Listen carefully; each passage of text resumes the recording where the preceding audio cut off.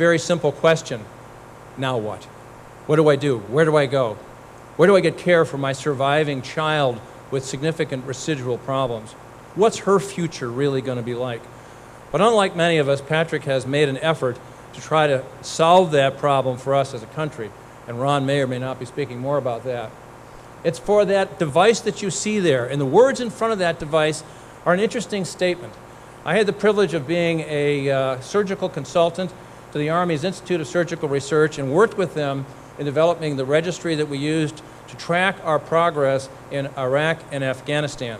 And what you're seeing there with the numbers, and don't write them down, there won't be a test, are the work that our individual trauma community in this country developed to then transfer to our military surgeons to identify risk for dying in the field. And the result of that, from the perspective of mortality in Iraq and Afghanistan, has been astounding. 98% of casualties survive. Wonderful.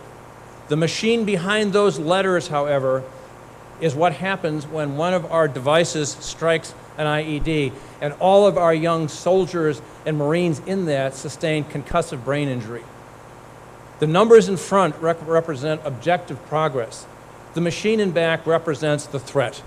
It represents the fact that we have many, many of our young people who are evolving with different degrees of concussive brain injury who we need to understand, we need to recognize, we need to intervene on, and we need to support. And so that's why we are here. Now, the other thing, of course, is I am a pediatric surgeon. My idea of a good time is operating on something that weighed less than you all had for dinner last night. That is not a small adult. So we have a whole nother set of issues regarding management of children with brain injury. And children are defined by our neuropsychologists and our neurophysiologists as anybody under the age of 25, which means we have a lot of children in uniform in the mountains of Afghanistan right now. Their life, their livelihood, their lifespan is measurable in decades. Let's not make it one of misery and impairment. So the bottom line is, ladies and gentlemen, this is 2006 data, but it is absolutely still here true today. That's the number one killer of our population. That's the number one driver of resource consumption. That's the number one threat that we all face. If you look at where we are in understanding this disease, we're essentially here, okay? We know what we can do to prevent it, helmets and things like that. We understand a lot about how to manage the patient initially, and we're just now understanding cellular function. And if you go down to the very last thing, what you see there is cognitive and neurofunction. What we still don't understand, but we're gradually clawing our way to, is understanding how we can manage that, maintain that, and optimize that when injury occurs. So the bottom line is yes, ladies and gentlemen, the good news is we can cure this problem. What's it going to take? Obviously science, most importantly citizens. We need to grow knowledge. As Patrick Donahue said when he first faced the problems with Sarah Jane, so this is like the computer industry of the 1960s. Lots of brilliant work going on in silos that don't talk to each other. Here we are breaking down those silos. Here we are as a community. Here we are as concerned citizens. And the concern and the commitment are the critical parts. So the little child that you saw there having been injured, I'll show her to you again just before Christmas. How? Backed over in the driveway, okay, by her mother. Totally accidental. And you can see the usual thing that occurs in our PICU when children are injured at Christmas time and everyone comes and gives them gifts. The nurses were using the teddy bears to essentially prevent her from getting pressure ulcers. She wasn't going to live, she wasn't going to see, she wasn't going to do anything. There she is 6 weeks later wondering what the fuss was all about.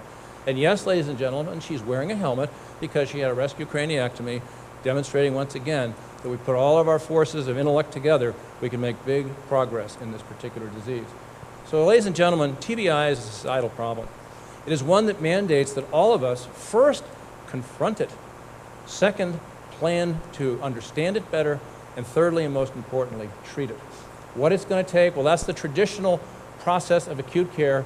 The reality of it is it closes a circle that starts with prevention and safety and ends with social reintegration and follow-up and support. Not for 60 days, not for 90 days, forever. Because the problems that may occur in an 8th grader when they get hit in the head falling off a skateboard may not emerge until the 8th graders in college or somewhere else. So we have to do a better job. I like to finish my pediatric trauma lectures with this.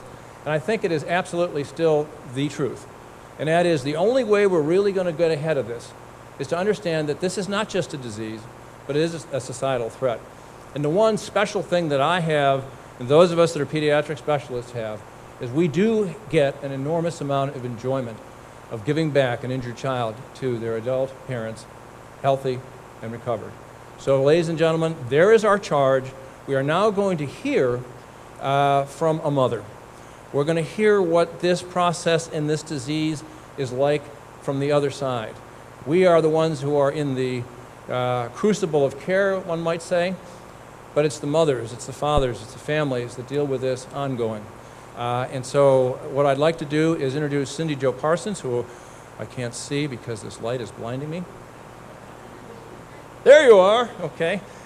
Cindy Jo, I don't know how much introduction I should do without kind of ruining taking your thunder. She represents a number of things. She represents a nurse. She represents a mother. She represents wounded warriors. She represents someone who has lived this experience, has understood the magnitude of the nightmare of this experience, and has responded in a way that all of us wish we could, and that is in leadership and understanding what needs to be done. So with no further ado, it is my great privilege to introduce Ms. Parsons. Mrs. Parsons.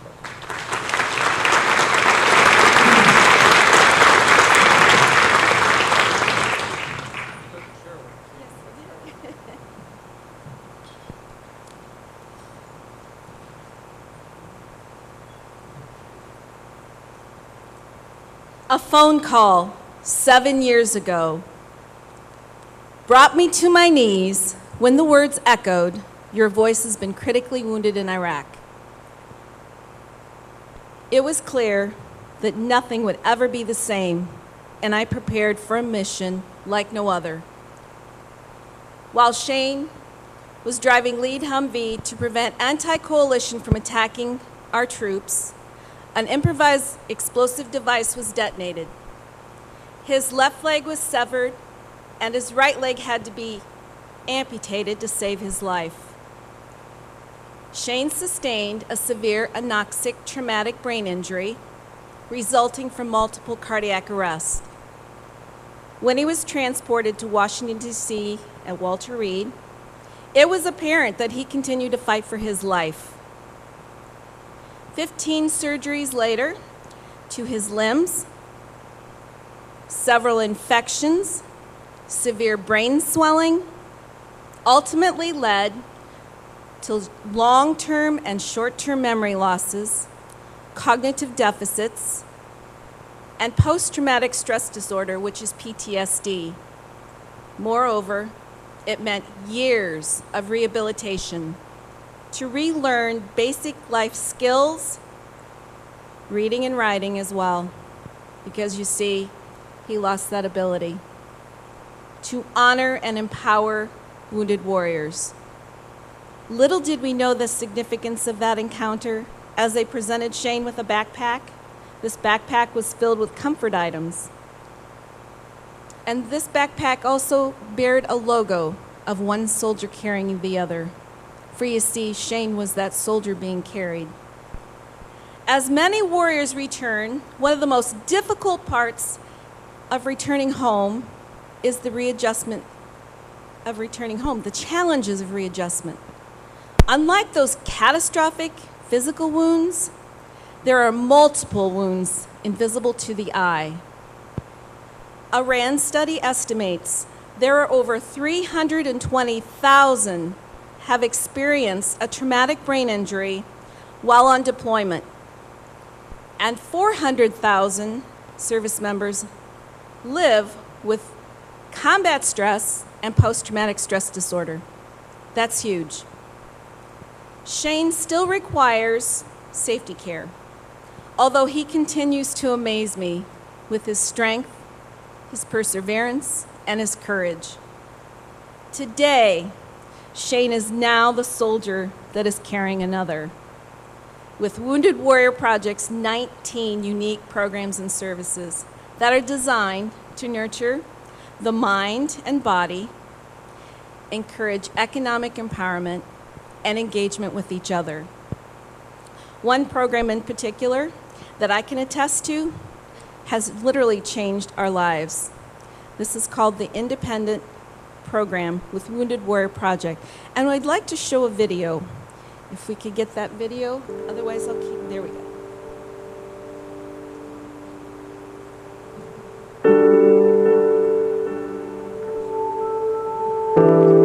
Don't think we're getting a sound on that. So you may need to restart it. It's not working. So I apologize for that. We'll restart that. This video was actually showed in May at the Wounded Warrior Project Courage Awards, and where we had many warriors that Shane and I spoke at this this award convention that we were at in New York. It was quite amazing. We'll see if we can get this started again. There we go. Technical difficulties always comes about, doesn't it?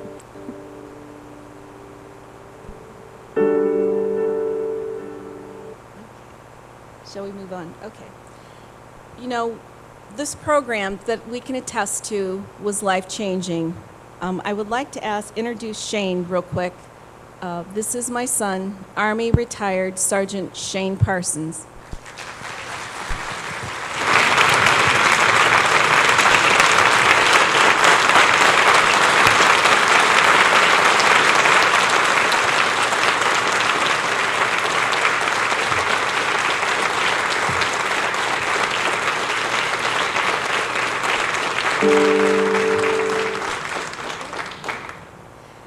Shane, I know with Wounded Warrior Project, they started the Independence Program. And the Independence Program, what that did is that actually provided the objective to improve his physical, social, economic empowerment, as well as his cognitive and emotional functioning when he returned home. Many warriors, when they do return home after rehab or severe injuries, it is a very difficult transition. And we found that Shane got very depressed. He was in rehab for about 3.5 years and 1 year of a brain-assisted living program. And when he returned home, it was very difficult for him. You can only play so many video games, and in our community, very small, there were not a lot of wounded warriors to support Shane. Very small city that we live in. So Shane, tell us about, with Wounded Warrior Project Independence Program, what did they do? Can you tell us about it? About what was your goal? Let's put it that way. When we got together and we talked about what your goal was, you decided you wanted to be a football coach. Okay, can you tell us just a little bit about that? As you know, when you, as a soldier, you work as a unit, you work as a team, you work with each other, you love each other, and you hate each other. No matter what, you have each other's back. Where I come from, football is everything in Ohio. And some of you people in Florida can attest to that, you know. So I founded something that I wanted to be, you know, a part of a team again, something that I could work with and work with young kids and to envelop a friendship and a type of camaraderie with these kids. And knowing working together as a team, you know, you work together, you know, it's not just one person like it is in wrestling, you're your own person, but in football, you work together, you work with the guy next to you, and you always the next to you, the next to you, next to you. So you guys work together, so I wanted a unit that would remind me of what I used to be part of. So I decided to put myself through training and put a modular to become a football coach. I passed the whole requirement that was needed for me to become a football coach, and I passed everything that they needed as a coach, and I passed everything. And I wanted to, you know, work with these kids and show them that not only a veteran as myself coming back home can still, you know, be a part of a team and be part of a unit and work with these kids one-on-one and encouraging them to be a better person and to, you know, strengthen them and make them have the opportunity to have goals You know, not only if they want to join the military, do they want to be surgeons, do they want to be cooks, do they, you know, whatever they want to do to find in life that would be happy for them. And that's one of the reasons why I wanted to join, and help out with these kids, is to make sure that they have an opportunity to succeed in life. So.